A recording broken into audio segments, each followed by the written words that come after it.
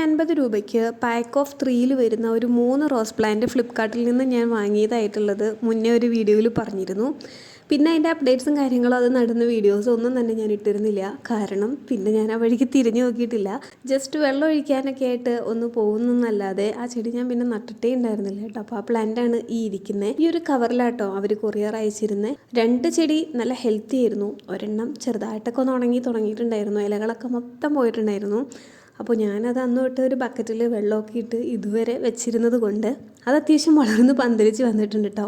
ഇന്നെന്തായാലും ഈ rose plant ഒക്കെ ചെടിച്ചട്ടിയിൽ നട്ടിട്ട് തന്നെ കാര്യം. ഫ്ലിപ്കാർട്ടിൽ നിന്ന് ഞാൻ ആദ്യമായിട്ടാണ് കേട്ടോ ഇതുപോലെ ചെടികളൊക്കെ ഓൺലൈനിൽ നിന്ന് തന്നെ വാങ്ങുന്നത് ആദ്യമായിട്ടാണ്. എന്തായാലും ഞാൻ വിചാരിച്ചു പക്ക ഫ്ലോപ്പായിരിക്കുമെന്ന്. ബഡ് ചെയ്തതൊക്കെ ആയിട്ട് കാണുന്നുണ്ട്. എന്നാലും ഇതിൻ്റെ ഇലകളൊക്കെ കണ്ടിട്ട് എനിക്ക് സദാ റോസൊക്കെ പോലെ തോന്നുന്നുണ്ട്. എന്തായാലും ഞാൻ ഓർഡർ ചെയ്തതിൻ്റെ ഒരു ഫോട്ടോ അവിടെ വെക്കാം കേട്ടോ.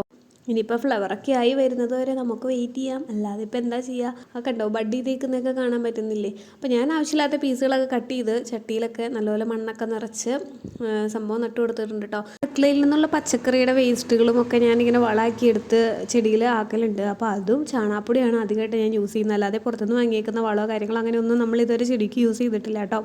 അപ്പോൾ അതൊക്കെ ഇട്ട് മണ്ണൊക്കെ മിക്സ് ചെയ്ത് ചട്ടിയിലാക്കുന്ന പരിപാടിയിലാണ്. അപ്പോൾ ഇതൊക്കെ എന്തായാലും ഇന്ന് നട്ട് ഒന്ന് സെറ്റാക്കിയിട്ട് തന്നെ കാര്യം. അത് കഴിഞ്ഞ് 2 ദിവസം കഴിഞ്ഞ് നമുക്ക് കാണാം കേട്ടോ. അപ്പോൾ കിട്ടട്ടാ.